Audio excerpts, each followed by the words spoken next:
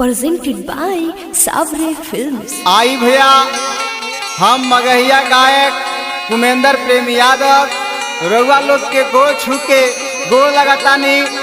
रउआ लोग के बीच में एगो मगही चैता लेके आइल बानी। हमके आशा न पूर्ण विश्वास बा कि रउआ लोग के जरूर अच्छा लगी।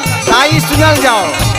रोई रोई लिखी पति भेजाबो बहरावा, भेजाबो बहरावा, भेजाबो बहरावा। रोई रोई लिखी पति भेजाबो बहरावा, भेजाबो बहरावा, भेजाबो बहरावा। चैता में माजा लूटे का पतो हर बुढ़ावा, चैता में माजा लूटे बाप तो हर बुढ़ावा। चैता में माजा लूटे बाप तो हर बुढ़ावा, चैता में माजा लूटे बाप तो हर बुढ़ावा। रामा हो रामा हो, अरे खाना खा के सूत गली होते अंधेरावा, होते अंधेरावा, होते अंधेरावा। खाना खा के सूत गली होते अंधेरावा, होते अंधेरावा, होते अंधेरावा।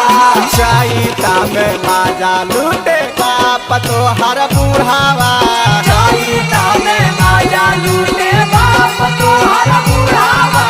चैता में माजा लूटे बाप तो हर बुढ़ावा, चैता में माजा लूटे बाप तो हर बुढ़ावा। रामा हो रामा हो, अरे का करवा पैया हो कमाई के बहरावा, कमाई के बहरावा, कमाई के बहरावा।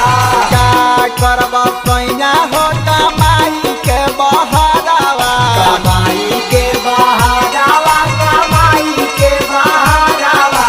चैता में माजा लूटे बाप तो हर बुढ़ावा, चैता में माजा लूटे बाप तो हर बुढ़ावा।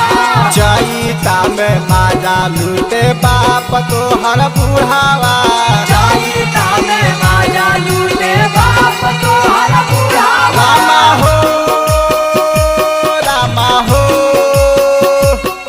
कुमेंद्र प्रेमी पिया लागे बड़ी डरावा, लागे बड़ी डरावा, लागे बड़ी डरावा। कुमेंद्र प्रेमी पिया लागे बड़ी डरावा, लागे बड़ी डरावा, लागे बड़ी डरावा। चैता में माजा लूटे बाप तो हर बुढ़ावा, चैता में माजा लूटे बाप तो हर बुढ़ावा। चैता में माजा लूटे बाप तो हर बुढ़ावा, चैता में माजा लूटे बाप तो हर बुढ़ावा। चैता में माजा लूटे बाप तो हर बुढ़ावा, चैता में माजा लूटे बाप तो हर बुढ़ावा।